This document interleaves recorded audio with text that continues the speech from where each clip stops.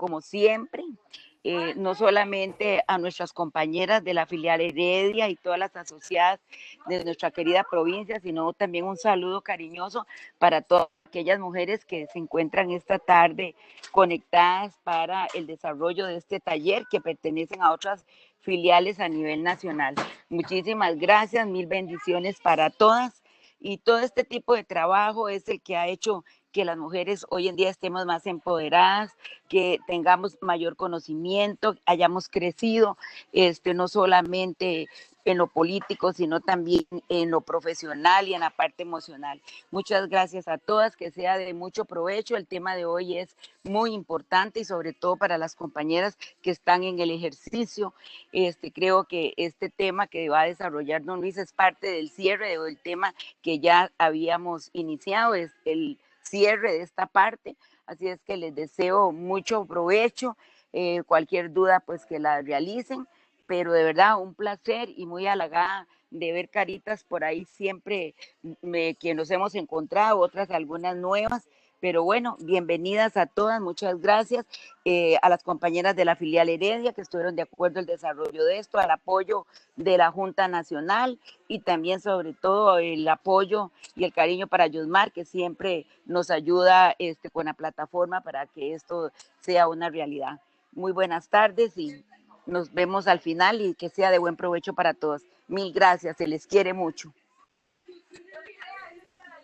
En estos días de pandemia es cuando también se refuerza ese afecto y ese cariño. Yo, en las pocas oportunidades que tengo de encontrarme con algunas de ustedes, de verdad que me provoca ir a abrazarlas y decirles que de verdad que hace falta la presencialidad, pero mientras llega ese momento, pues entonces estamos conectadas, estamos activas, estamos con el ánimo arriba y preparándonos para el día a día. Así que hoy, precisamente por tener presente ese día a día de quienes están interesadas en estos temas técnicos, estos temas legales, para quienes no lo saben, yo soy graduada, soy abogada y me he encontrado mucho de las personas con las que, en las instituciones en las que trabajé, me decían, es que esas leyes son para abogados, no las entienden sino los abogados.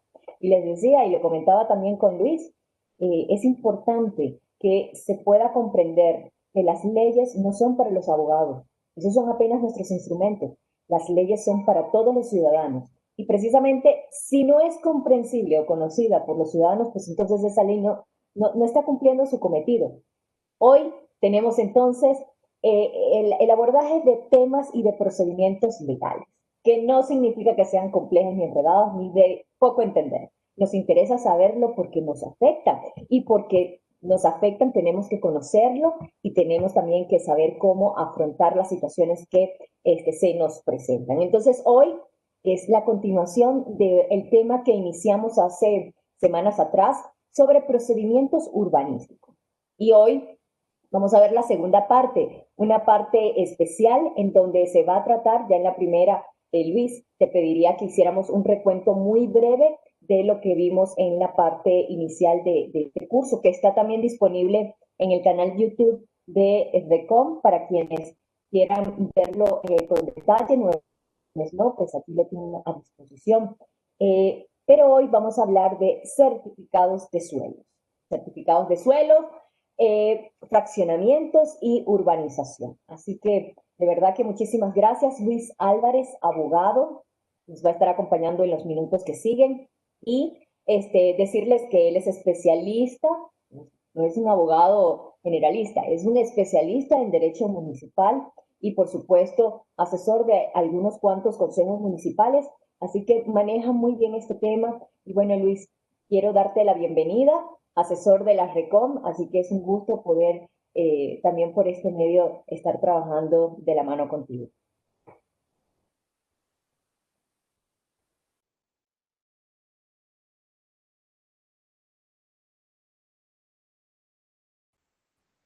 Luis, no te escuchamos.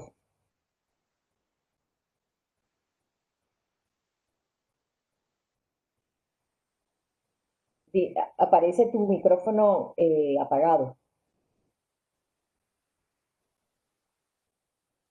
Vemos que estás moviendo allí la pantalla, pero esperamos entonces a que actives tu micrófono.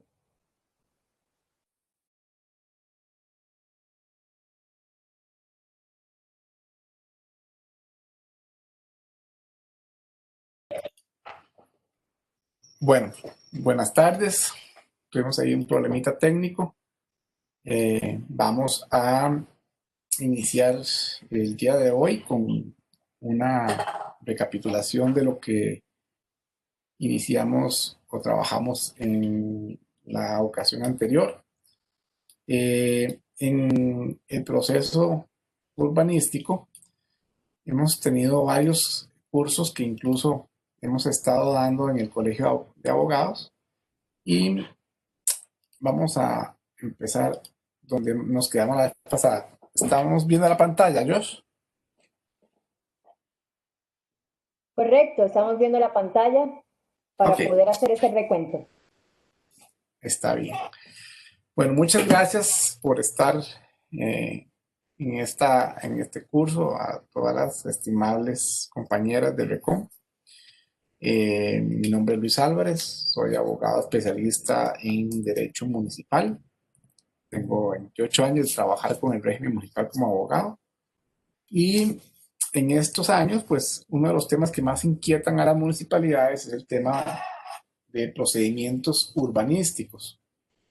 El derecho urbanístico se define como el conjunto de normas reguladoras de los procesos de ordenación del territorio y transformación física a través de la urbanización y la edificación. Y entonces hay varios principios que regulan este funcionamiento del derecho urbanístico. Anteriormente, en el curso pasado, vimos que había un principio de remisión e integración de normas.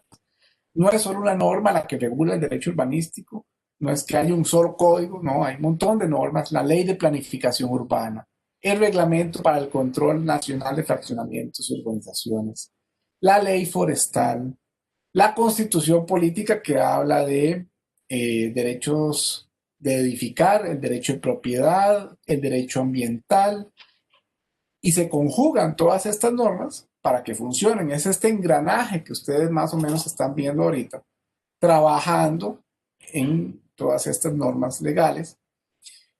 Como hay muchas normas legales, hay también muchas instituciones involucradas. Entonces vemos la segunda llave o la segunda tuerca del conflicto, y es que cada institución tiene sus propias competencias.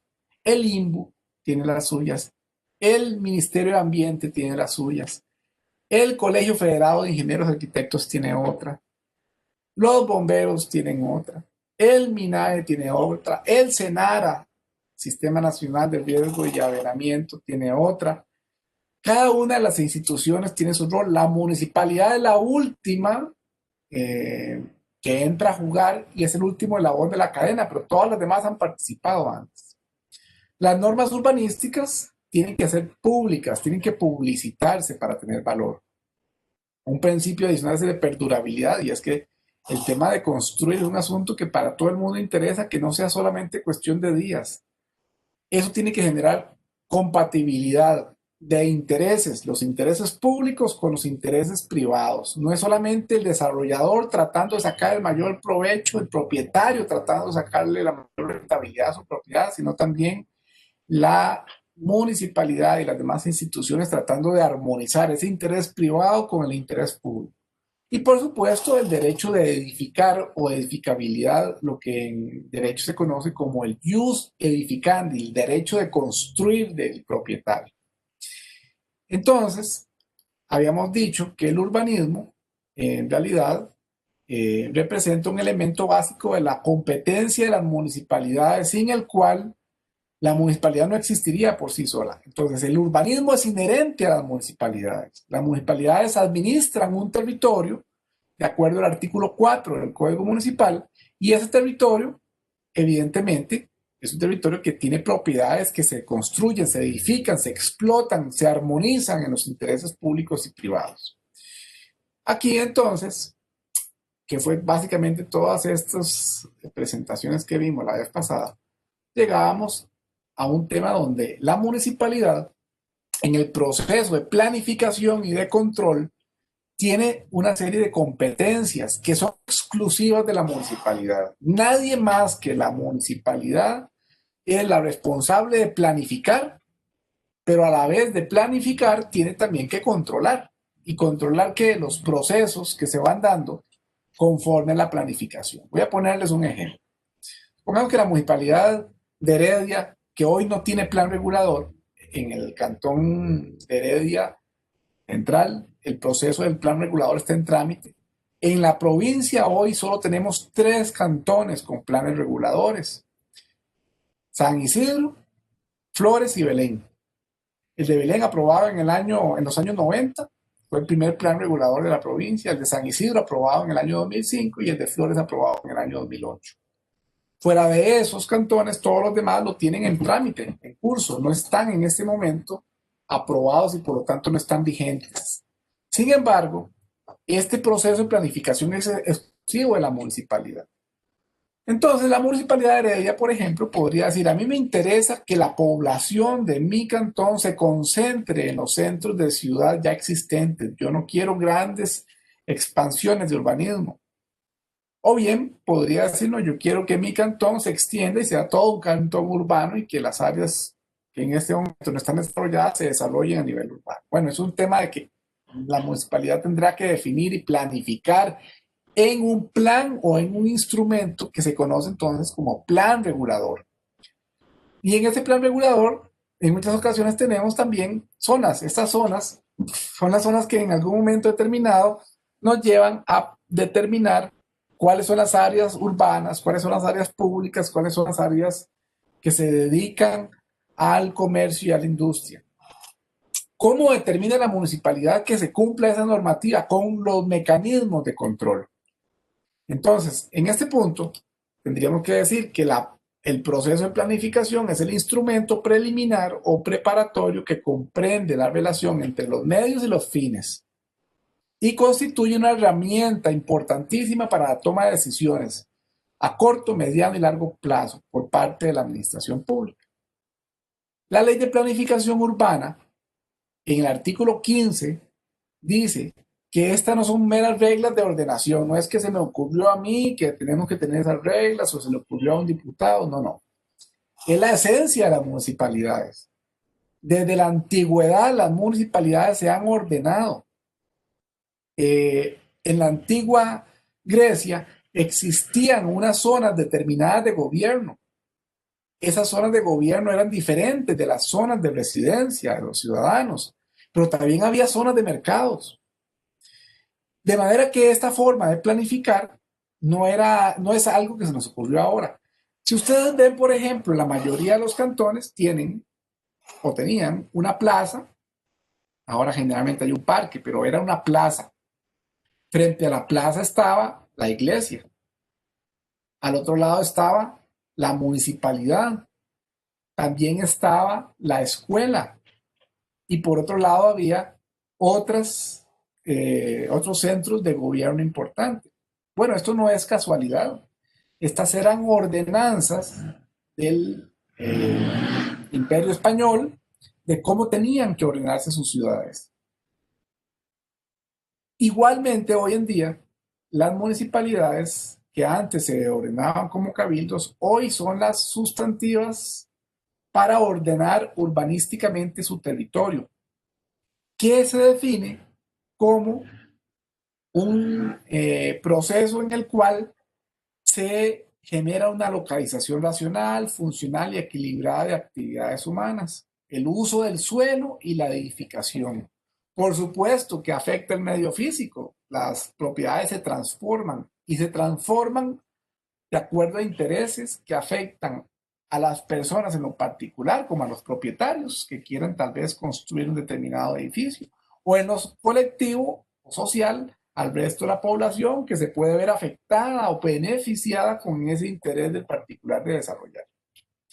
Entonces, la municipalidad, para ejercer este proceso de planificación, controla, que es un proceso por el cual la organización general integra un sistema que permite desarrollar la función esencial de la administración.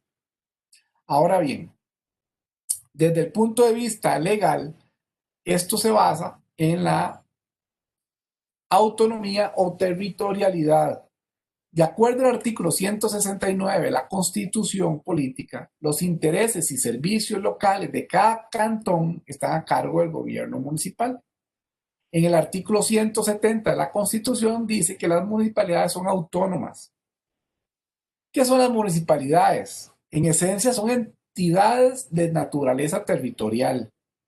Cada municipalidad, como les decía, administra un cantón, ese es su territorio, es su mayor inventario de activo. Y es también la base para tener una población que la convierte en una corporación. Y esa corporación, como tiene intereses locales, son intereses diferentes a los del Estado general. Son los intereses del cantón específico de cada una de ustedes en las que se define, por ejemplo, qué le interesa a el gobierno de ese cantón para su localidad. Esa es una competencia exclusiva de cada municipalidad. Hay una sentencia de la Sala Cuarta, que es la 2153 del año 93, en el cual la Sala Constitucional dijo que es una competencia exclusiva de las municipalidades controlar el desarrollo urbano dentro de los, para lo cual deben y pueden dictar los correspondientes planes reguladores. Vean esta frase, para lo cual pueden, es decir, tienen la posibilidad de hacerlo, pero también tienen que hacerlo, es una obligación, de manera que si lo hacen mal responden y si no lo hacen del todo también. Y los planes reguladores van a generar una serie de instrumentos que nos interesan ya detallar el día de hoy. Aquí vamos a empezar a ver entonces temas como los siguientes. Cuando ustedes trabajen con urbanismo van a empezar a hablar de visados, usos de suelo, fraccionamientos, urbanizaciones, zonificación. Uno de esos conceptos es el alineamiento. El alineamiento es una técnica urbanística nada reciente, data del año 1607 en Francia, con el edicto del rey Enrique IV, que básicamente demarca que a través de este edicto real existe un límite en el Instituto de la Vía Pública con relación a la propiedad privada. ¿Qué significa? Todos sabemos que las calles públicas demarcan la ciudad y esto no es ahora, no es de hace 100 años, no es ni siquiera de 1607. Entonces remonta a la antigüedad. ¿Recuerdan ustedes cómo había un refrán que decía que todos los caminos llevan a Roma? Bueno, la ciudad romana, si algo tenía bien claro y bien establecido era que la prioridad eran las vías públicas. Primero porque por ahí movilizaban el ejército, por ahí movilizaban el comercio, por ahí instruían todo el imperio romano. Las vías públicas no son menos importantes 2500 años después. Hoy en día las vías públicas son esenciales. Y frente a la vía pública hoy tenemos propiedad privada. Entonces, el alineamiento es la ordenación de cada propiedad privada frente a la vía pública. Entonces, si tuviéramos una calle que se ubica en determinada dirección, tendríamos también que las propiedades que están frente a esa calle tienen un límite, tienen una línea. Y esta línea, la propiedad frente a la calle, se tiene que demarcar para que haya una regulación concreta y no tengamos una calle más angosta en un punto porque una propiedad se sale y otra más amplia en otro lado. Ese límite que tienen las propiedades en relación con la calle se llama alineamiento de propiedad. Pero también hay un alineamiento de construcción y es que hay partes de la vía privada o de la propiedad privada que tienen que destinarse a aceras, otras se tendrán que destinar a servicios como cordones de caño, etc. Los alineamientos entonces son un instrumento básico en la técnica del urbanismo. Y vamos a tener entonces alineamiento de propiedad privada, alineamiento de construcción y ese alineamiento es determinado por la municipalidad. Entonces, si tenemos una propiedad frente a la calle, como si fuera esta la propiedad, la municipalidad nos va a decir, este es el límite de propiedad privada frente a la calle, pero usted no puede construir en la pura línea de propiedad, tiene que retirarse. Retírese a la línea de construcción. Esta va a ser la línea de construcción, de manera que usted no puede construir fuera de esa línea de construcción porque estaría cometiendo una infracción urbanística. La línea de propiedad y la línea de construcción nos la da la municipalidad.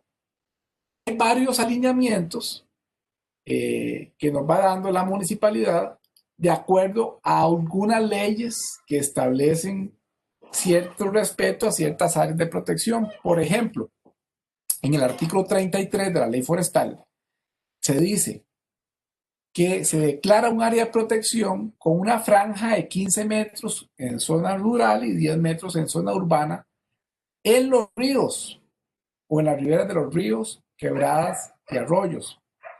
Son 15 o 10 metros si el terreno es plano, pero son 50 metros si el terreno es quebrado. Entonces, frente a un río, sabemos que hay un alineamiento de protección. En esta zona nuestra, estamos en zona urbana, de zona urbana serían 10 metros de protección. Si es zona rural, serían 15. Ahora, ¿quién nos da ese alineamiento? Ese alineamiento, de acuerdo al artículo 34 de la ley forestal, lo da el INVU. Y vean que el alineamiento incluso prohíbe la corta y eliminación de árboles en esas zonas de protección de los ríos. Esos alineamientos deben ser tramitados ante el Instituto Nacional de Vivienda y Urbanismo y ellos establecen en el plano hasta dónde llega la línea de protección de esta zona. Ahora bien, hay varias zonas de protección en la ley forestal y hay otras zonas de protección que también están establecidas en la ley de construcciones y otros alineamientos importantes. En la ley de construcciones, por ejemplo, tenemos el artículo 18, que establece que todo edificio que se construya o reconstruya, vean qué importante lo que dice, construya por primera vez o reconstruya, en lo sucesivo con frente a la vía pública, deberá sujetarse al alineamiento y al nivel oficial que fijará la municipalidad. ¿Qué significa eso? Eso significa que si hoy en día ustedes tienen una construcción que da a la calle pública, ya está la casa construida, y hoy en día la municipalidad le dice a ustedes, mire, yo le di permiso para que usted construyera ahí, en esta línea, pero resulta que ya cambió la línea y ahora la línea de construcción no está aquí, sino que está aquí, con los cambios de regulación, de plan regulador que se aprobó, etc. En esos casos, entonces, si yo quisiera reconstruir mi casa, me van a decir, ah, está bien, le voy a dar el permiso, pero como usted va a reconstruir, ya no puede construir de la línea que tiene que correrse en la línea de propiedad, porque usted ya no tiene el derecho de mantener la construcción en la misma forma que la tenía. Mientras no reconstruya, no pasa nada, pero si tiene que reconstruir, tiene que ajustarse. Y esto es importante porque en algunos casos la gente dice que ya construyó y que no le pueden echar para atrás la construcción. No, no se la pueden echar para atrás mientras no tenga que remodelar o reconstruir. Cuando se trata de vías públicas nacionales y no locales o cantonales, el que da el alineamiento es el MOP. Y eso es muy importante porque hay que pedirle entonces al departamento correspondiente que les dé la autorización y la municipalidad se lo va a exigir el MOP. Con relación al antejardín, este es un alineamiento muy particular. Está establecido en el artículo 4 y 58 de la Ley de Planificación Urbana y en el artículo 4 de la Ley de Construcciones del Reglamento de Construcciones. Se establece para zonas urbanas y cada municipalidad fija el tamaño mínimo. En la Ley de Planificación Urbana está establecido en 2.5 metros. En el antejardín, la persona o el propietario solo puede construir un muro hasta una altura de 1 metro y de ahí en adelante no puede obstruir la visibilidad. Si ustedes ponen a pensar, son pocas las propiedades que hoy en día cumplen con el antejardín. muchas propiedades ya no lo respetan, pero eso es una responsabilidad de la municipalidad de exigirlo. Quiere decir que la línea de construcción y la construcción tiene que haber incluso otro alineamiento más, el antejardín. Pues vean cómo vamos hablando ya de 3 alineamientos. Alineamiento, línea de propiedad. Alineamiento de construcción y alineamiento de antejardín. Es decir, yo no puedo construir en realidad al límite de la propiedad. Eso también tiene que demarcarlo la municipalidad en cada caso.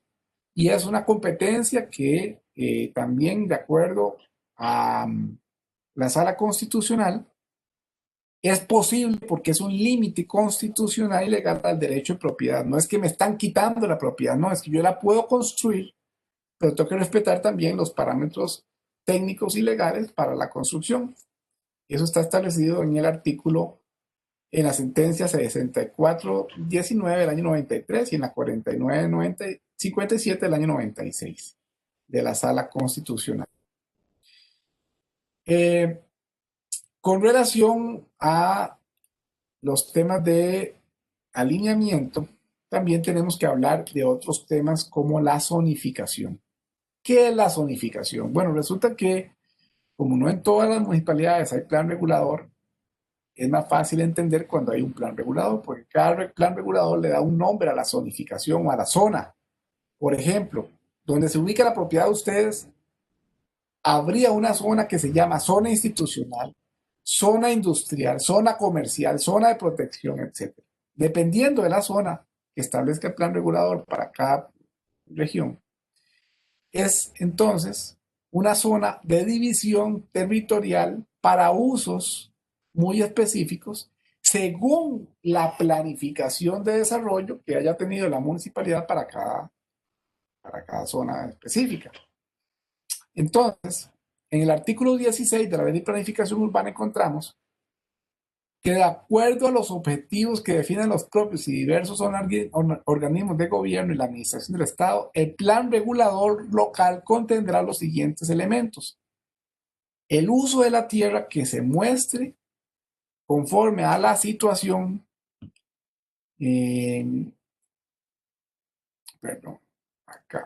a la situación de administración del Estado, al plan regulador local,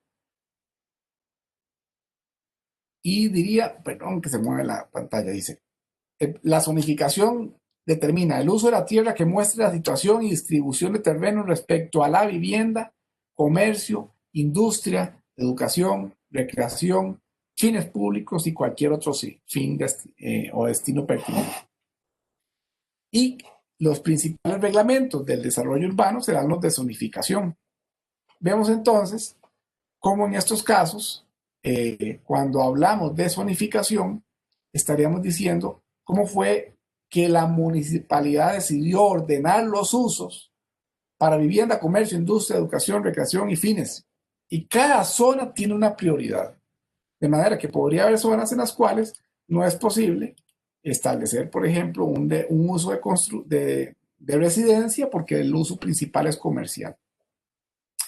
Esta zonificación está regulada también en el artículo 24 del reglamento de zonificación de la municipalidad y dice así. El reglamento de zonificación dividirá la zona urbana en zonas de uso regulado respecto de cada una de ellas. El uso de terrenos, edificaciones, estructuras para fines agrícolas, industriales, comerciales, residenciales. La localización, altura y área de pisos de las edificaciones. La superficie y dimensiones de los lotes. Y el tamaño de los retiros, patios y demás espacios abiertos. También provee el espacio para estacionamientos, carga y descarga, el tamaño de ubicación y característica de rótulos y anuncios y cualquier otro elemento urbanístico o arquitectónico relativo al uso de la tierra cuya regulación tenga interés para la comunidad local. En el artículo 25 del capítulo 3 se menciona que existen zonas especiales. las cuales, según el citado numeral, son, en dicho reglamento, figuran como zonas especiales las que soportan alguna reserva en cuanto al uso y desarrollo, como en el caso de los aeropuertos, los sitios con importancia histórica o los recursos naturales, conservables y las marcadas como inundables, peligrosas o necesarias para el propósito de contener el crecimiento urbano periférico. Dentro de la normatividad establecida para los aeropuertos encontramos la Ley General de Aviación Civil, que atribuye al Poder Ejecutivo la ordenación urbana y el establecimiento de limitaciones en las zonas contiguas a los aeropuertos. Esto de los aeropuertos es importante porque se denominan zonas de aproximación. En estas zonas de aproximación, la Ley General de Aviación Civil dice que no es permitido el uso de construcciones de ciertos pisos. De manera que vamos a tener limitaciones importantes en las zonas cercanas a los aeropuertos.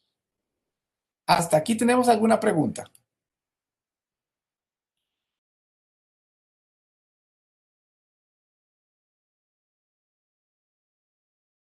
En el chat no, pero seguramente mientras vamos avanzando en esto de lo que es la delimitación del territorio, yo estoy segura que van a salir las inquietudes muy puntuales de los casos en los que nos interesan. Importantísimo traer también en referencia a que esta planificación del territorio también tiene que obedecer a la vocación natural del cantón, o al menos la que la municipalidad o el gobierno local eh, haya diagnosticado y quiera promover para desarrollo económico. Entonces, también allí es importante ver cómo se van actualizando esas tendencias, esos cambios y transformaciones a nivel municipal, cantonal, para poder ir también actualizando este instrumento de planificación y que por supuesto va muy de la mano con el desarrollo del desarrollo local.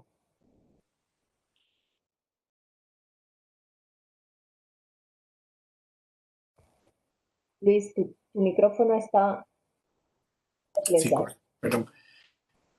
De manera que en ese punto, cuando ustedes quieran verificar cuáles son los intereses de la municipalidad a planificar, tienen que valorar cuáles fueron los criterios para establecer las zonas. Eso se determina en el plan regulador y en el estudio que cada municipalidad ha hecho para implementar las zonas. Bueno, si no hay preguntas con el tema de zonificación, vamos a avanzar.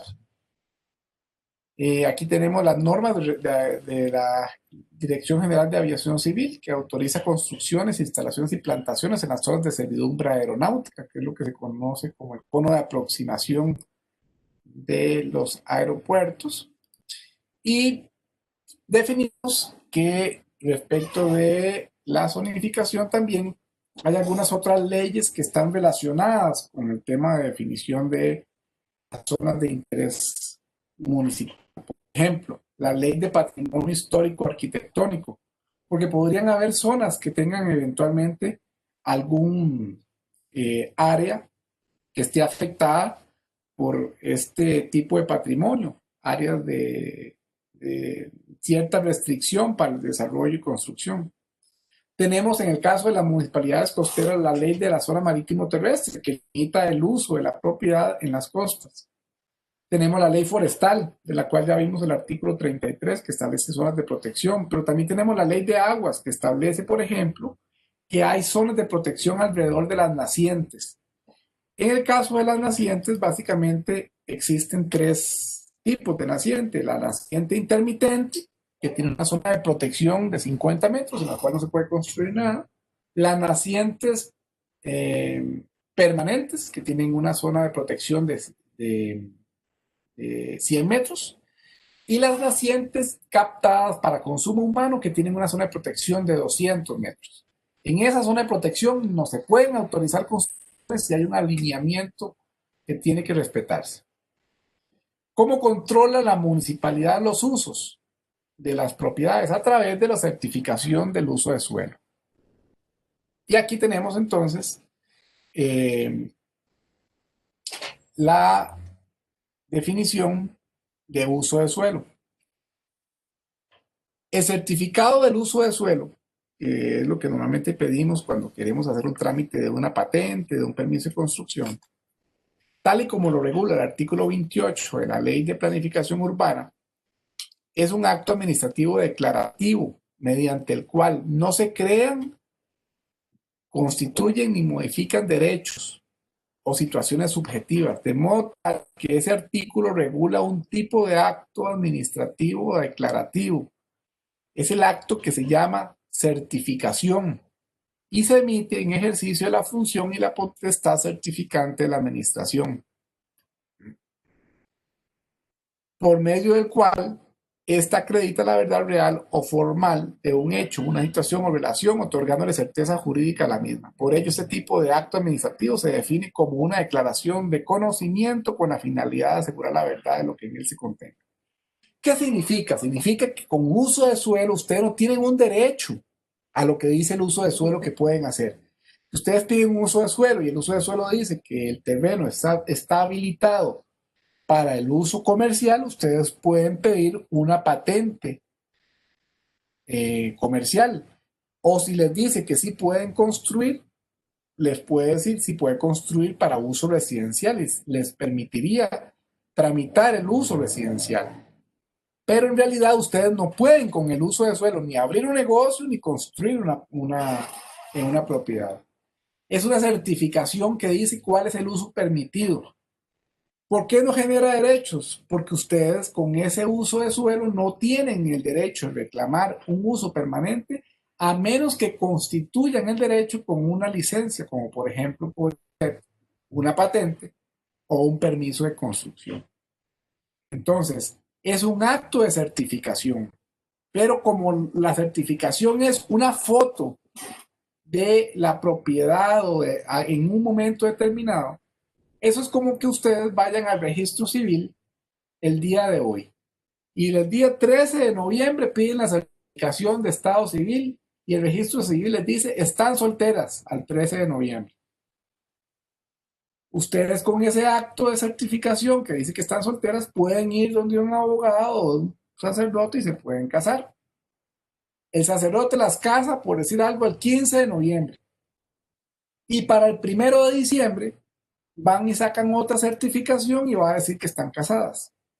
Bueno, el uso de suelo que decía que ustedes estaban solteras al día 13 de noviembre cambia cuando las condiciones cambiaron el 15 de noviembre, pero para diciembre ya no pueden decir quiero hacer valer mi uso de suelo que decía que estoy soltera y por lo tanto ya sigo estando soltera porque tengo un uso de suelo del 13 de noviembre que lo dice.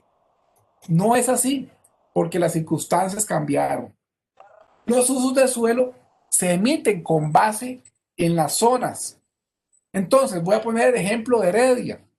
Supongamos que como en la municipalidad de Heredia no hay plan regulador, ustedes van y piden hoy, 13 de noviembre, un uso de suelo que dicen que pueden construir una casa donde está un terreno de ustedes. Pero el 15 de noviembre, al igual que el matrimonio, sale una condición diferente y se aprueba el plan regulador de Heredia Centro, del Cantón Central. Al aprobarse el plan regulador, cambió la zonificación y ahora dice que ese terreno donde ustedes están o tienen ese terreno ya no se puede usar para residencia, solo se puede usar para industria. Entonces ustedes, el uso de suelo que decía que ya podían construir una residencia, cambia cuando cambió la zonificación y ya no lo pueden usar porque no les da ningún derecho. Les daría el derecho de que ustedes lo sacaron y construyeron antes de que cambie el plan regulador, pero una vez que cambió, ya el uso de suelo que le habían dado antes queda sin efecto y será un nuevo uso de suelo a partir de la nueva zonificación. Con ese tema, entonces lo que tenemos que entender es que el uso de suelo es un acto que en algún momento es necesario para sacar una licencia, como una patente o un permiso de construcción. Y este acto de patente o permiso de construcción sí genera derechos. Genera el derecho de construir. El uso de suelo no. El uso de suelo no declara entonces derechos. Esa licencia entonces va a consolidar el uso de suelo como un derecho, pero hasta que se construya o tenga la patente. Entonces, el uso de suelo es un acto necesario, pero no suficiente para tener un derecho. Por lo tanto, lo necesito para seguir al trámite, pero no me alcanza para obtener lo que quiero. No me alcanza para desarrollar una construcción o una patente. ¿Quedamos claros entonces qué es un uso de suelo? Vamos a ver si hay preguntas.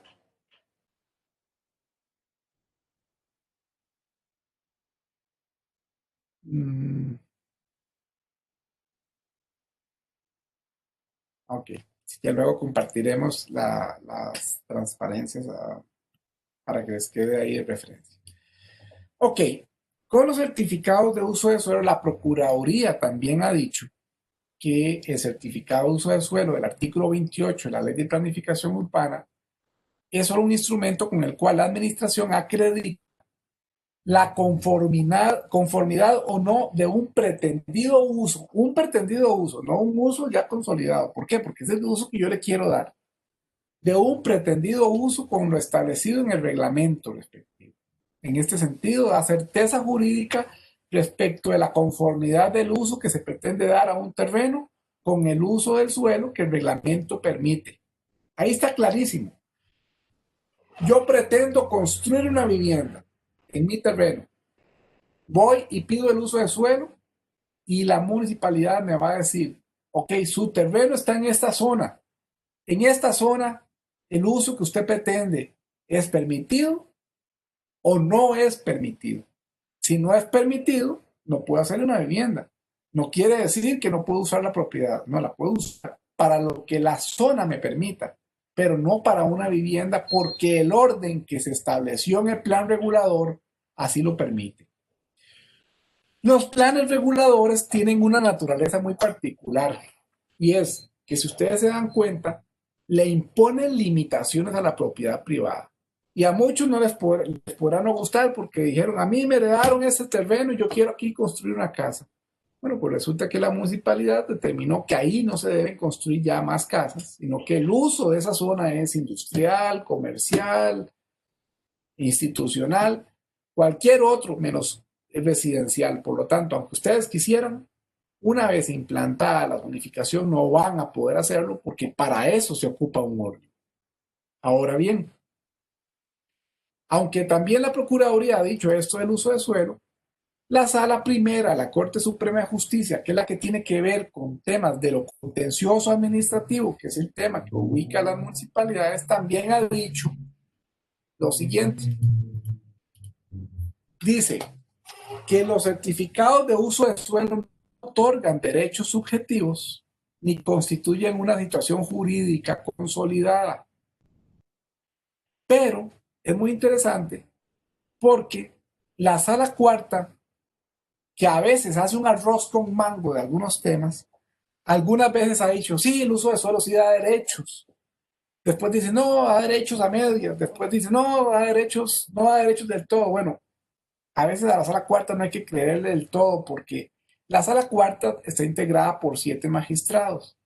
Algunos magistrados a veces se pensionan, entonces suben magistrados suplentes mientras se escoge el magistrado propietario. Esos magistrados suplentes muchas veces tienen un criterio muy particular, entonces para un caso determinado, la Sala Cuarta en una sentencia dijo una cosa, pero cambia la integración de la Sala Cuarta y entonces cambia el criterio y tenemos con suerte hasta barbaridades que ha dicho la Sala Cuarta. Bueno, la Sala Primera, que es la que pone orden en lo contencioso administrativo, dice, yo no comparto lo que dice la Sala Cuarta en algunas ocasiones cuando dice que los certificados de uso de suelo son situaciones que generan actos con derechos. Y vean lo que le dice la Sala Primera a la Sala Cuarta. De acuerdo con lo resuelto por la Sala Constitucional, esos certificados constituyen un acto fundamental. Y dice, nosotros no creemos que esto sea así, dicen los magistrados de la Sala Primera. De ahí que para nosotros esos certificados no otorgan derechos, ni constituyen una situación jurídica consolidada. ¿Por qué? Porque yo les explicaba que si cambia la zonificación, puede cambiar el uso del suelo. Por lo tanto, ese tema es importante tenerlo claro Porque de lo contrario, lo que puede ocurrir es que muchas veces vamos a decir, no, yo tengo el certificado de uso de suelo, de aquí nadie me mueve. Ya sabemos que el certificado por sí solo no alcanza. Tiene que consolidarse en un permiso de construcción o en una patente para tener un derecho adquirido. Ahí sí tenemos un derecho adquirido. Eh, Además del tema de los usos de suelo, vamos a hablar de fraccionamientos. Los fraccionamientos son aquellas divisiones de una propiedad en lotes que se habilitan para la construcción según el uso que se defina en el proyecto que se pretende desarrollar. Entonces es agarrar un terreno más grande, como si fuera este, y partirlo en lotes. Ese fraccionamiento, hay dos tipos de fraccionamiento. El fraccionamiento simple, que es efectivamente un fraccionamiento que no es gran cantidad de lotes y que no tiene que entregar el 10% de área pública, pero también hay otros fraccionamientos que es el fraccionamiento con fines turísticos. ¿Cuál es la diferencia? Bueno, resulta que hay algunas inconsistencias porque la municipalidad es la que define cuándo un fraccionamiento es simple o no en plan regulador. Entonces, por ejemplo, en el plan regulador de San Isidro se dice que hasta 5 lotes es un fraccionamiento simple, que más de 5 lotes es un fraccionamiento con fines urbanísticos. Entonces, si yo parto solo 4 lotes, no tengo que entregar el 10%. Pero si parto 10, sí, tendría que entregar un 10% porque ya es un fraccionamiento con fines urbanísticos. En la Municipalidad de San Joaquín de Flores también está de que más de 6 lotes es un fraccionamiento con fines urbanísticos. Pero es que no es la ley en realidad la que nos dice eso. Entonces los tribunales lo han tenido que interpretar. En estos casos de San Isidro y de Flores, es porque el plan regulador dice que hasta 5 lotes es un fraccionamiento simple. Pero en aquellos casos en que no lo dice, hay que interpretar que un fraccionamiento sería con fines urbanísticos cuando para construir la infraestructura en los lotes es necesario dotarlo de servicios como aceras, cañerías, drenajes pluviales y sanitarios, agua potable, electrificación, alumbrado y que también hay que entregar áreas públicas. Entonces, si yo tengo un fraccionamiento de 8 lotes, pero para que pueda funcionar tengo que meter cañería, tengo que hacer control de caño, tengo que meter electricidad, tengo que hacerle mejoras a la calle, ahí me van a decir, ese fraccionamiento es con fines urbanísticos, porque usted va a tener que entregar el 10% y además de eso, va a tener que dar esos servicios para que se pueda generar. Esta distinción es fundamental porque muchas veces a la gente no le gusta parte de su propiedad al uso público. Bueno, cuando el fraccionamiento sea categorizado como un fraccionamiento con fines urbanísticos, sí tendría que dar ese 10%. Además de eso, va a tener que cumplir con una carga. Una carga urbanística es cuando yo tengo un terreno y lo quiero desarrollar. Y para desarrollarlo me van a pedir que tengo que cumplir un requisito, tengo que entregar una parte de la propiedad o tengo que dar una inversión para mejorar los servicios públicos. Se llama carga porque yo no tengo la obligación si no quiero obtener algo. Yo no quiero desarrollar el terreno, por lo tanto tampoco tengo que dar la carga. Pero si quiero desarrollarlo o quiero fraccionarlo, tengo la carga de dar el 10% o hacer las mejoras urbanas. Entonces, este concepto de carga nos va a acompañar en todos los procesos urbanísticos, porque las cargas van a ser obligatorias y aunque a algunos no les guste, si quiere obtener el beneficio de desarrollar, tiene que cumplir la carga. Nos pregunta doña María Elena Ordóñez si los certificados de uso tienen un vencimiento. Bueno, es una pregunta muy interesante que dicha que la pregunta y que la plantea. Los certificados de uso de suelo, vean lo que dice la sentencia 644 del Tribunal Contencioso Administrativo. Dice, como el certificado de uso de suelo es un acto que solo acredita hechos o circunstancias, pero no crea ni modifica situaciones, solo se acredita la conformidad del uso con lo establecido en la zonificación respectiva. Por eso no otorga un permiso de construcción, sino que solamente acredita cuál es el uso autorizado o debido según establecido reglamentariamente. Entonces, el uso de suelo vence cuando cambia la zona. La mayoría de las municipalidades le ponen este uso de suelo tiene una vigencia de 1 año. Eso no es cierto. No es cierto porque si en ese año el uso de suelo continúa siendo el mismo, porque la zona no cambió, el uso de suelo sigue vigente. El uso de suelo solo vence cuando la zona cambia.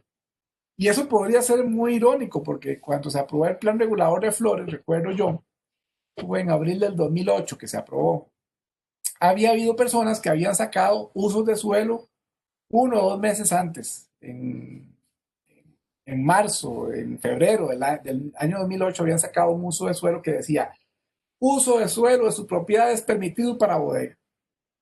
Y llegaron en mayo a presentar el permiso de construcción y la municipalidad les tuvo que decir, lo siento mucho, pero ya esa propiedad no se puede usar para bodega, porque el uso de suelo que usted tenía en febrero ya no tiene valor, porque hay una nueva zona y cambió la zonificación. Entonces aquí ya no se puede construir una bodega o no se puede explotar una bodega y por lo tanto el uso de suelo de febrero quedó sin valor. No había transcurrido 1 año, pero hay una zonificación nueva. Entonces, igual pasaría. Si a mí me dicen que el terreno en el mes de mayo es permitido para residencia y llega el mes de mayo siguiente, a partir de ahí el uso de suelo, si sigue siendo la misma zona, sigue siendo el mismo, porque no ha cambiado la zonificación. Tenemos una...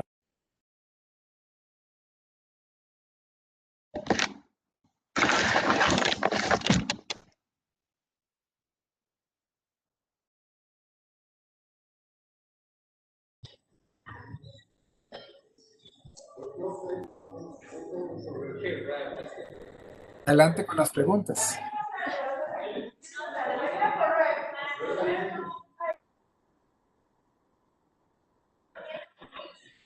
Yo creo que si hacemos examen, salen las preguntas.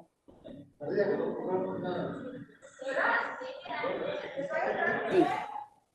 Adelante. ¿Quieres hacer una pregunta? Adelante. Sí, pero hay un microfonillo encendido, ¿verdad? Me parece por ahí. No soy yo, no soy yo. Sí, es doña Rosa, pero creo que es que ya se va. Entonces, doña Rosa, aquí la estamos viendo hasta el último momento en que nos pueda acompañar. Ah, bueno, hasta luego, doña Rosa. Bueno, viera que yo hasta a veces uno hace cosas y no entiende cómo fue que pasó. Resulta que hasta en este momento, hace como unos 4 años, yo pertenezco a una ONG que se llama Voces Nuestras. Voces ya tiene 30 años de estar en el país y durante mucho tiempo estuvo alquilando casas en diferentes lugares y hace 10 años compró una casa en Carmiol. Entonces, no sé, no recuerdo la razón, pero no teníamos esos permisos de la municipalidad porque era una ONG, yo qué sé. Bueno, el asunto es que llegó el inspector y entonces nos dice que tenemos que ponernos al día y sacar todo ahí en Montes de Oca. Y resulta que habíamos comprado una casa esquinera en Carmiol. Y resulta que nos dicen, voy a sacar, ¿verdad? En calidad de presidenta, voy a sacar los permisos a la municipalidad y me dicen que tengo que presentar el permiso de uso de suelo, porque saqué la casa era nueva, pero resulta que no teníamos, ¿verdad? Nos dicen que no se puede porque es una zona residencial, que está casa esquinera y que definitivamente no, pero ya hemos comprado la casa. Entonces comienzo a averiguar con los señores que nos vendieron la casa, que ya eran adultos mayores, de esos que lo guardan todo, entonces me voy a la casa de ellos y comenzamos a buscar papeles y planos y demás. La casa Voces está en la esquina y a la par hay 2 apartamentos que se usan para la sostenibilidad económica. Y resulta que nos encontramos, ve la importancia de cambiar las cosas, nos encontramos un documento antiquísimo, como de todavía unos 12 años antes, donde cuando ellos para construir esos 2 apartamentos pusieron que eran oficinas para alquilar. Y en ese momento se podía, pero luego cambió el plan regulador y ya no se podía tener oficinas allí, en esa esquina. Entonces llego yo con ese papel a la municipalidad y levanto un documento, hago una apelación y explico que el uso de suelo ya estaba y que lo habían dado para oficinas y que esos apartamentos eran oficinas y que eso era una oficina, ¿verdad? Y comienzo todo el trámite con la municipalidad y terminaron dándome la razón. Ahora entiendo que es parte de lo que me dice don Luis. El lugar no había cambiado, era un residencial, ya habían otorgado el permiso de suelos y basándonos en esto nos dieron otro, ¿verdad? Donde sí se nos dio permiso, ¿verdad? Para tener una oficina en el lugar. Pero yo no entendía muy bien a qué todo eso porque desconocía este voto, pero hasta en este momento ya le cuento, todo comienza a tener sentido, como dicen los chiquillos.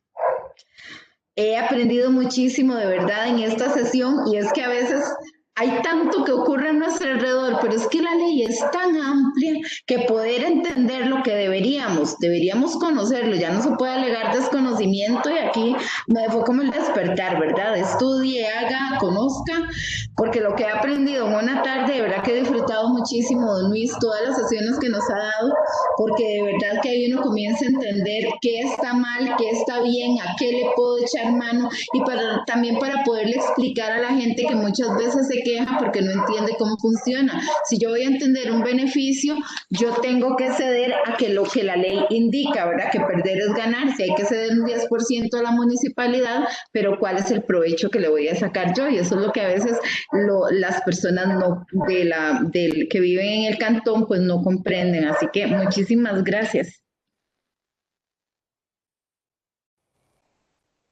Con mucho Gracias, gusto. Angie nos trae a tierra, porque sí, solamente cuando estamos en la situación es cuando más necesitamos entender cómo funciona esto y solamente el pasar por ese tortuoso camino es como aprendemos. Entonces, aquí Luis nos está dando la parte resumida, los atajos para poder entender toda esta materia. Luis, doña María Adilia tiene una pregunta en el chat. Adelante, Angie.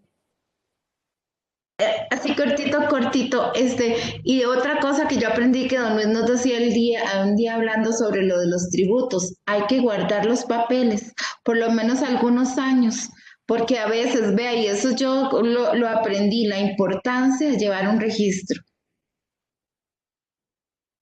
Correcto.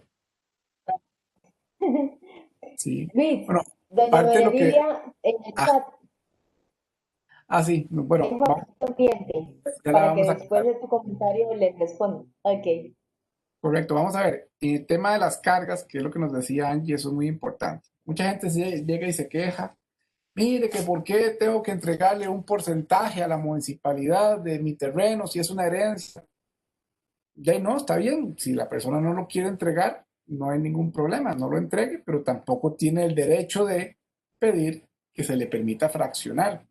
La gente cree que el pedirle a las personas que entreguen ese 10% es un asunto que es un abuso. No, no, para nada. Lo que le está diciendo la municipalidad es, no, es su propiedad. Usted quiere sacarle provecho y va a crear varias propiedades partiéndola o dividiéndola.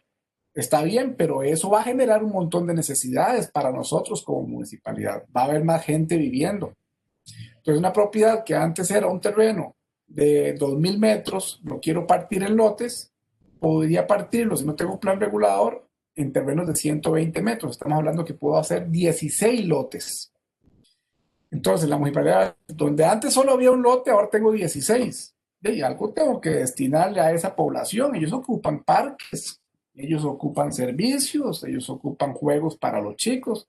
Usted me tiene, y también se van a ocupar áreas comunales. Usted me va a tener que entregar ese 10% para cumplir con esas necesidades. Ahí surge la carga. La carga entonces es, quiero obtener algo al desarrollar mi propiedad, tengo que dar algo.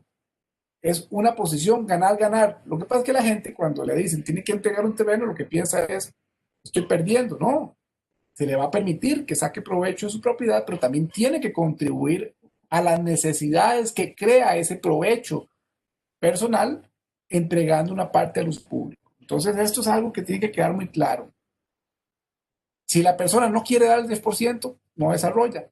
Quiere desarrollar, da el 10%, porque es una obligación solidaria de cumplir objetivos sociales. Ahora bien, con el tema de los usos de suelo, creo que existe a veces en la calle mucha confusión. La mayoría de los abogados de estos temas saben poco y la mayoría de los funcionarios menos. Y muchas veces no tienen claro ni siquiera de qué hablan cuando se está discutiendo un uso de suelo. Entonces es importante que ustedes siempre tengan ese tipo de detalles.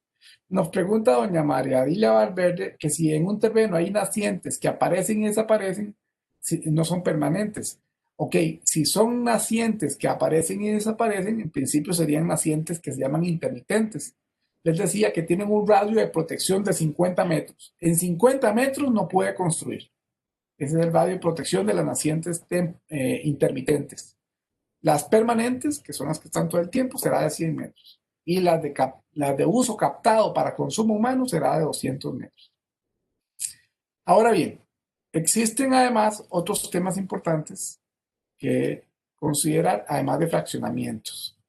Vamos a hablar de urbanizaciones. ¿Qué es una urbanización? La urbanización está definida en el artículo 9.1 del Reglamento para el Control Nacional de Fraccionamientos y Urbanizaciones y dice: urbanización es el fraccionamiento y habilitación de un terreno para fines urbanos mediante la apertura de calles y la provisión de servicios. Entonces, cuando yo tengo ya una calle que existe y tengo una propiedad frente a ella y la voy a partir sin abrir una calle nueva, estoy haciendo un fraccionamiento.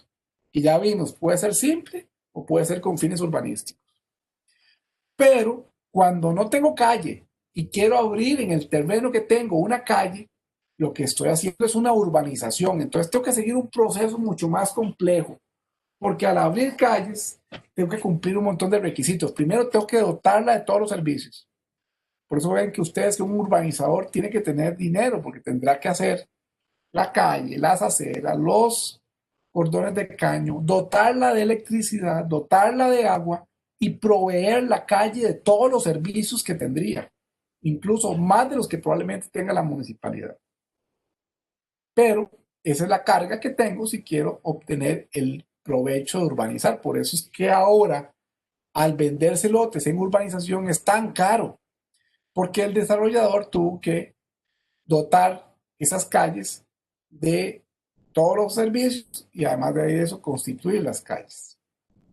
Ahora bien, además del tema de la urbanización, tenemos que tener el concepto del diseño de sitio.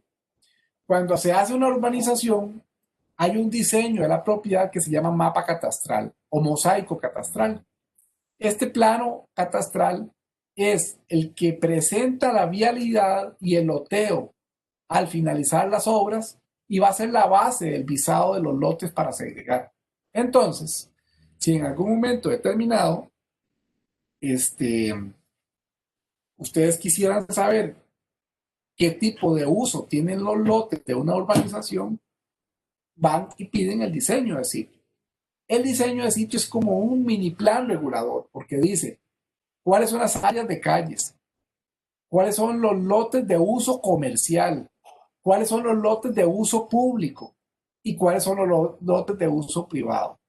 Entonces, es un mini plan regulador porque tiene zonas específicas de uso público, privado, comercial y vial. Entonces, este uso de suelo se va a determinar en cada urbanización de acuerdo al diseño de sitio. Entonces, podríamos tener un cantón con un plan regulador general de urbanización y a la vez podemos tener urbanizaciones con mini planes reguladores donde se determina cuál es el uso de la propiedad. La urbanización obliga a entregar un porcentaje al uso público. Entonces, en el artículo 40 de la Ley de Planificación Urbana tenemos cómo se le exige la carga al fraccionador y al urbanizador. Dice: todo fraccionador de terrenos situados fuera del cuadrante de las ciudades y todo urbanizador cederá gratuitamente, ¿verdad?, al uso público tanto las áreas destinadas a vías como las correspondientes a parques y a facilidades comunales. Y lo que cederá por dos conceptos últimos se determinará en el respectivo reglamento mediante la fijación de los porcentajes del área total a fracción.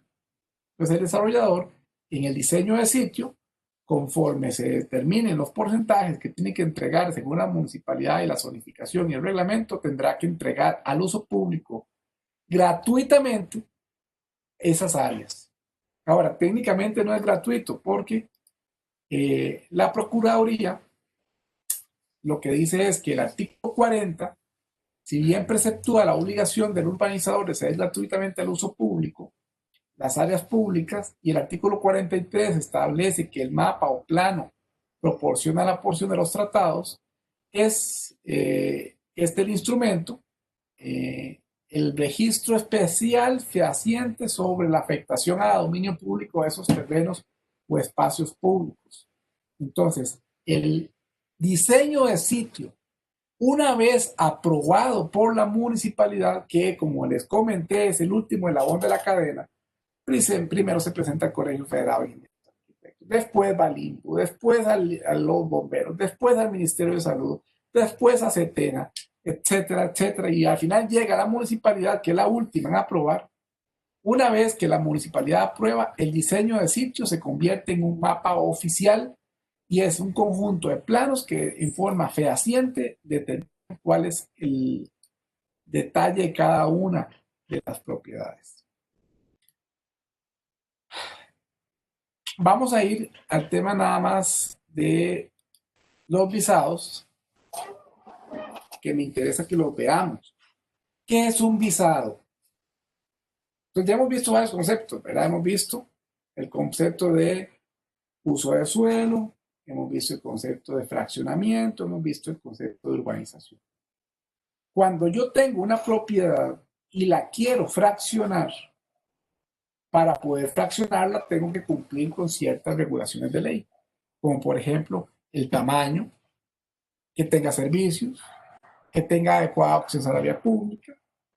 Entonces, el instrumento con el cual la municipalidad controla no solo el pago de los impuestos, sino también que se cumplan todas las regulaciones de la zonificación, se ha visado. Es un visto bueno por parte de la municipalidad necesario para realizar un fraccionamiento del terreno. Requisito que tiene como finalidad evitar un crecimiento desordenado de la ciudad, que cada persona haga lo que quiera con su propiedad. No, tiene que fraccionar cuando la municipalidad diga, como diga y en las condiciones en las que diga, porque queremos ordenar y planificar.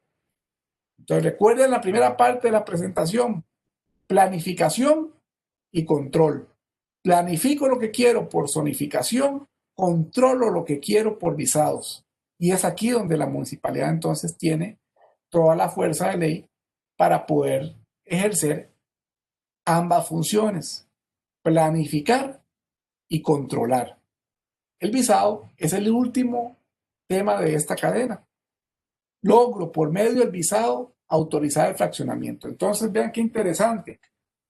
La municipalidad en el plan o en la zonificación dice: aquí quiero áreas residenciales, tengo mi propiedad aquí, pido un uso de suelo. El uso de suelo me permite que tramite una urbanización, la tramite, cumplo con todos los requisitos, se aprueba un diseño de sitio, se convierte en mapa oficial, se entregan las áreas públicas y a partir de ahí la municipalidad dice: doy el visado para que usted pueda partir la propiedad en lotes. No cumplió con el proceso, no le doy el visado, no lo hizo bien, no le doy el visado, no hizo los servicios, no le doy el visado, no hizo las calles, no le doy el visado, no me entregó el 10% del fraccionamiento, no le doy el visado, y por lo tanto el último de la cadena de la planificación es el control, y el control final es con el visado. Ese es el instrumento de planificación ideal. Con el visado y con el uso del suelo puedo construir. Sin el visado y sin el uso de suelo, no puedo construir. Por lo tanto, tampoco puedo desarrollar mi derecho a edificar, que solo con una licencia se obtiene.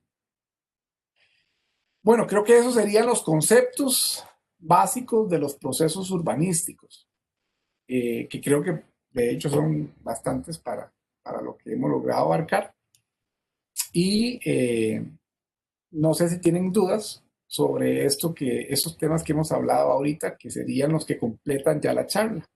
Y con esto, los procesos urbanísticos, que son los que concluyen todo lo que nos interesa, por lo menos abarcar en estos momentos. Esto puede generar un montón de temas adicionales, como temas ambientales, procesos de demolición, etcétera. Pero bueno, esa es la parte de la charla que nos había quedado pendiente porque era el tema específico. Ya habíamos visto el tema general de planificación y zonificación y aprobación de planes reguladores y ahora necesitamos ver los instrumentos específicos. Esta sería entonces lo que tendríamos para el día de hoy. Gracias, Luis.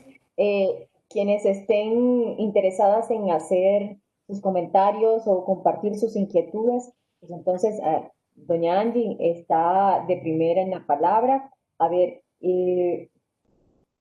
Luis, una pregunta, otra, doña María Dilia, ¿por qué duran tanto en brindar los permisos y visados de plano? Nos los respondes después que escuchemos a doña Angie. Y doña Rosa sigue con nosotras.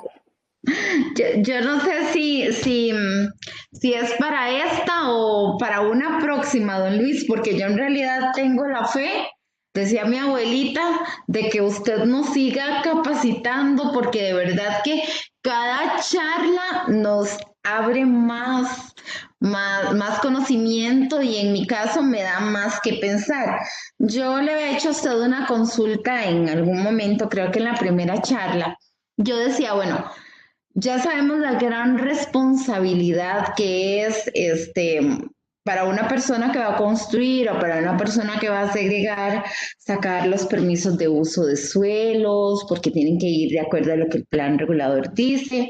Para mí el estudio de suelos es indispensable, sobre todo como parte de una comisión municipal de emergencias y coordinadora local del comité, que tengo que estar pensando en esa parte de la gestión de riesgo y siempre me asusta muchísimo pensar en la irresponsabilidad de las personas que por su necesidad de vivienda, que eso lo entiendo, ¿verdad?, construyen en zonas de riesgo y respetando la distancia entre la ribera de un río o bien en territorios que no son aptos. A mí hay una situación que me preocupa. Yo vivo en Moravia, es una zona que ha ido creciendo muchísimo. En este momento tenemos aproximadamente una población de 60,000 personas. Hay mucha construcción de condominios, que es como lo último, esto todos son de horizontales, ¿verdad? Porque casi no tenemos esto de torres y eso. En la parte de los sitios, aquí en Moravia, condominio que se hace, de la mitad se viene abajo. En este momento en la Trinidad de Moravia tenemos con 2 condominios abandonados donde las personas le siguen pagando a los bancos la mensualidad por terrenos e infraestructuras que están declaradas como territorios inhabitables. Entonces yo siempre me he preguntado, es responsabilidad para quién va a construir, pero también para la persona que visa ese plano, para la persona que da fe de que el terreno es apto para hacer una edificación de ese tipo. O sea, porque a veces se pone en riesgo el patrimonio de las personas, el esfuerzo, la ilusión, los recursos de las urbanizadoras. Hay gente que en este momento está en quiebra por esa situación, gente que no tiene dónde vivir, alquila casa y tras de eso tiene al banco que ahí le manda al cobrador con cara de gángster, o paga, ¿verdad? Esas son las situaciones que vivimos. Entonces también me gustaría saber, tal vez no en esta charla, pero tal vez en otra, sobre las responsabilidades legales que tienen los departamentos de las municipalidades, de ingeniería, de parte de urbanismo y demás, sobre esos planos cerrados, porque yo digo que es una irresponsabilidad. Si uno vive en Moravia, sabe exactamente cuáles terrenos sufrieron una modificación de terreno incorrecto, cuáles son zonas de terreno, y aún así se juegan el chance y firman los planos, y eso es algo para mí inaceptable, ¿verdad? Entonces, ¿cómo se hace? Porque hay personas que están en espera de una respuesta, pero yo siempre me he preguntado, ¿qué es? Que en nuestro país eso no está considerado un delito ¿Qué dice la ley de aquellos profesionales que incurren en esos errores, ¿verdad? Y cómo queda una municipalidad y también desde la parte, porque a una municipalidad le interesa captar recursos porque con esto se desarrollan proyectos, pero también por quién protege y bajo qué ley se pueden amparar las personas que fueron víctimas de una venta que no tenía futuro. Entonces, más o menos por ahí. Muchísimas gracias otra vez. Bueno, vamos a ver. Muy importante su pregunta. Yo hoy por hoy le diría a cualquier persona que va a comprar una propiedad que lo primero que tiene que pedir es la certificación de registro público de que la propiedad está bien, primer requisito. La certificación del plano catastrado, certifíquelo por el Catastro Nacional. La certificación del uso de suelo para saber cuáles son los usos posibles. La certificación de que está al día en el pago de impuestos. Y de ser posible, incluso lo ideal hoy en día es incluso que un topógrafo vaya y mida que efectivamente la propiedad concuerda con ese plano, concuerda con esas coordenadas, concuerda con el ancho, medida, etc. Comprar un lote sin eso es comprarlo a ciegas. Ahora, si la persona tiene el cuidado, se va a dar cuenta para qué está permitido el uso del suelo. Y también tendrá que averiguar si existe o no existe un plan regulador en curso o una modificación al plan regulador, porque les decía que si tienen el uso de suelo X hoy y mañana cambia la zonificación porque aprueba un plan regulador, cambió todo. Entonces, pedir, por ejemplo, en qué estado estaba el plan regulador y cómo quedaría la propiedad en la zona del plan regulador que está en trámite, para saber exactamente a qué atenerse. La segunda es, no compren propiedades que no tengan esta información, que estén en trámite. Los problemas que acaba de escribir Angie ocurren cuando la persona compra propiedades que le dicen, no, eso está en trámite, está por salir el visado o está por salir el uso de suelo, después se lo entrego. Que ni se les ocurra. Los problemas ocurren cuando la persona acepta eso, porque lo que está comprando es una incerteza. Entonces, las situaciones de personas incluso que compran o hacen contratos de un supuesto lote que algún día le van a vender, salvo que tenga mucha confianza en la empresa, o sea, una empresa reconocida, si es una persona no sé, de no conocimiento del tema, que no tiene experiencia, etcétera, yo por lo menos les diría no arriesgarse. Hay empresas muy sólidas en Costa Rica que desarrollan, con las cuales es posible hacer la compra de un lote, de una urbanización, de una casa incluso, un condominio, que algún día va a estar, pero cada persona tiene que decidir, ¿confío o no confío en esa empresa? Pero si no hay confianza y le faltan esos documentos, a partir de ahí la persona fue la que escogió comprarse el problema. Entonces es una decisión que hay que valorar, consulte con un abogado de confianza y mejor entonces se evitan los dolores de cabeza que muchas veces acontecen. Don Luis, pero otra consultita, es que se supone que esos son los trámites previos para poder sacar un permiso de construcción. Entonces hablamos de casos donde las desarrolladoras ya tienen los permisos de construcción y ya tienen las casas edificadas, se pusieron en venta y hasta los peritos del banco fueron y vieron las casas, todo muy bonito, se veía muy firme y de un momento a otro se desliza y se quiebra la mitad del terreno.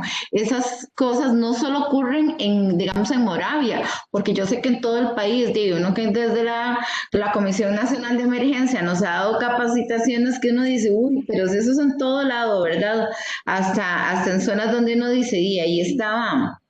Hace poco que pasó con uno de estos edificios de propiedad vertical que lo construyeron muy cerca ahí del río Virilla, si no me falla la memoria, o el María Aguilar, y resulta que el año pasado en uno de esos temporales inmensos se vino un terreno y aquel edificio inmenso quedó el corte a la par casi del río, entonces eso ya no tenía solución, millones y millones perdidos, pero en el caso de Moravia estoy hablando de condominios donde ya las casas las vendieron, la gente vivía y por una cuestión de salud el ministerio tuvo que decir casas inhabitables, cinta amarilla, salgan, corran. O sea, ¿quién se hace responsable de haber firmado toda esa documentación, haberla llevado adelante? ¿Verdad? Si hay toda una ley que lo regula. Bueno, vamos a ver, hay casos de casos. Nuevamente, muchos casos dependen de la confianza que se pueda tener en la empresa, de la seriedad de la empresa. Hay otras personas que se meten a desarrollar y pues tienen poca experiencia. Hay de todo, hay en esto. También hay empresas poco éticas que no hicieron los estudios como se debía. Y hay casos también en los que falló la situación por X razón. Cada persona que desea invertir en bienes inmuebles o en temas inmobiliarios, pues yo le diría, tiene que conocer un poquito de esto. Y si no, pues tiene que asesorarse. Y si confió y no se asesoró o no conocía de esto y no se asesoró adecuadamente, pues ahí está el riesgo. Uno como abogado siempre le dice, vea, es mejor que pague la consulta a que venga para que le lleve un juicio porque fallaron todos los frenos. Bueno, con los topógrafos, con la gente que trabaja usos de suelo también debería ser así. Depende muchas veces del tipo de terreno. Hay terrenos muy planos en los cuales uno dice, aquí no debería fallar nada. Bueno, y es que en este tipo de situaciones para eso está la parte técnica. Cuando la empresa es seria y es responsable, va a asumir la responsabilidad. Por ejemplo, aquí nos estaba preguntando doña Luisa, ¿qué fue lo que pasó con la urbanización Valladolid en Desamparados? Bueno, si los terrenos tienden a ser en algún momento topográficamente muy quebrados, hay mayor riesgo de que falle la estabilidad del terreno. Pero eso dependerá mucho de cuáles estudios sustentan el desarrollo del proyecto. Cualquier comprador tiene el derecho de exigir la información que considere pertinente. ¿Cuál información va a pedir? La que le recomienden sus asesores técnicos o legales.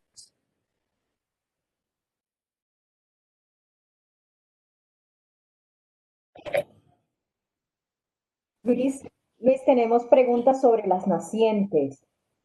Si las nacientes son transitorias, que están en varias partes de un terreno, se pueden dar permisos para construir, esa es una.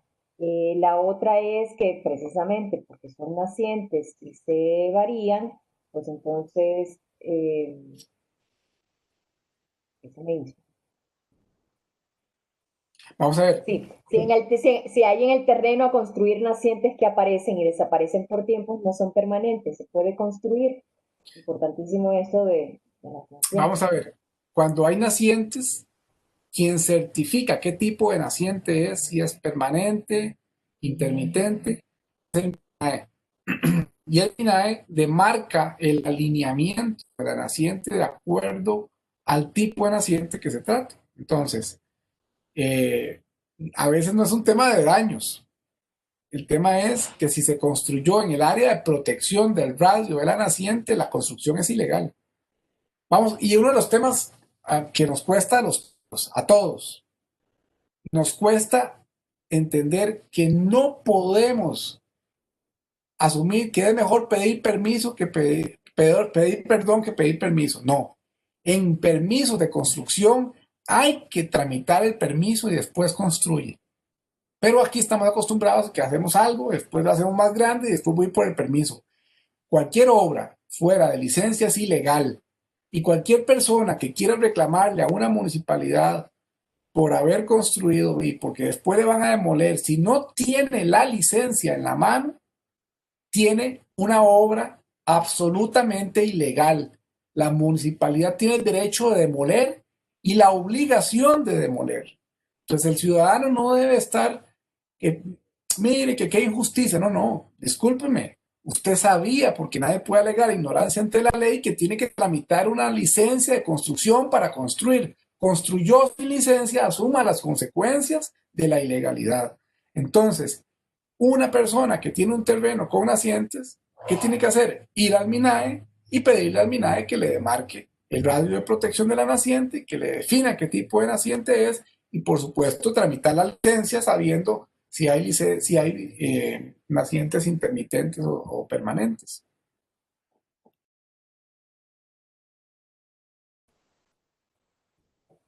Bueno, creo que estas son las últimas preguntas. Eh, Ya en sus correos electrónicos tienen la presentación que completa, tanto de la sesión de la primera parte como de esta segunda parte, ya la tienen en sus correos electrónicos. También en el chat de esta sesión les pedimos que por favor nos colaboren con una brevísima encuesta de satisfacción para poder mejorar precisamente estas actividades que estamos preparando siempre para ustedes. Luis, de verdad que el tiempo se nos ha ido, pero hemos cumplido con la agenda prevista.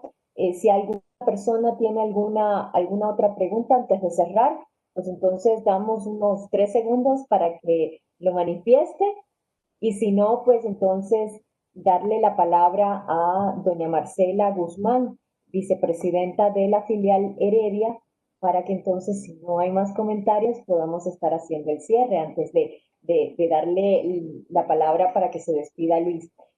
También tenemos pendiente, ¿verdad, Luis? La segunda parte del tema de tributos municipales.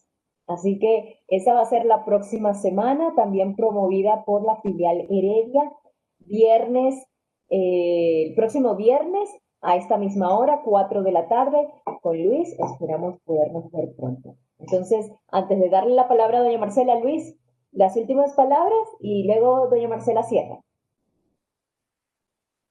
No, de mi parte, gracias por la atención.